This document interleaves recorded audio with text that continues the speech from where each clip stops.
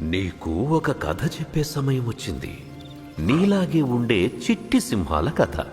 సింహాలు కదా అంటున్నావు? అంటే మమ్మల్ని వదిలేసావా? మా గురించి గొప్పగా చెప్పడానికి ఏం లేదా? మా కథలో చెప్పు బాబు.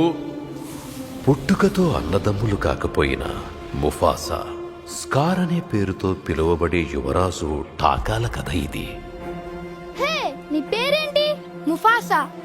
నేనొచ్చేంత వరకు ఆగమన్నానా? వాణ్ణి ఇక్కడెలా వదిలేమంటావమ్మా? నియమాలు ఎవరికైనా ఒకటే టాక. మహారాజు ఒక అనామకుణ్ణి ఆదరించరు. నేను అనామకుణ్ణి కాను, దారి తప్పాను అంతే.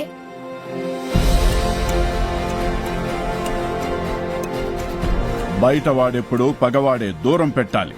టాకానే మన కాబోయే రాజు. రాజవంశాన్ని మనం కాపాడుకోవాలి. కానీ నాన్న, నేను ముఫాసాని కాపాడాను.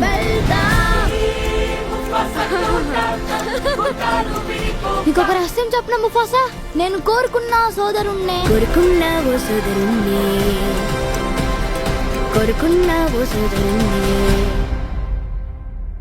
అప్పుడప్పుడు ఈ చల్లని గాలి నా ఇంటి నుంచి వచ్చే జ్ఞాపకాల్ని గుర్తు చేస్తున్నట్టు అనిపిస్తుంది.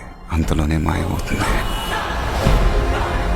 నువ్వు టాకా కలుసున్న చోటే ఇల్లవుతుంది. ఇద్దరూ వెళ్ళండి.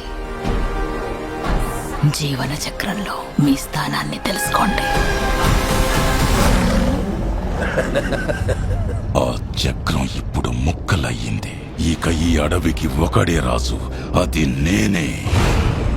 ముఫాసా, పారిపో!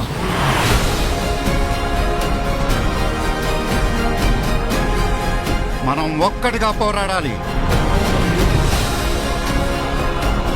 పోరాడితే పోతాం. మీ సావు మీరు సావక నన్నెందుకు లాక్కొచ్చారా బాబు? నేనుండగా నీకేం కాదు టాకా, భయపడకు.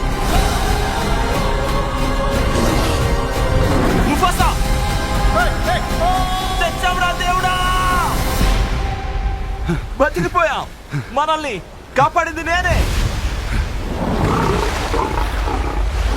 ఇందాక ఇది అన్నావే.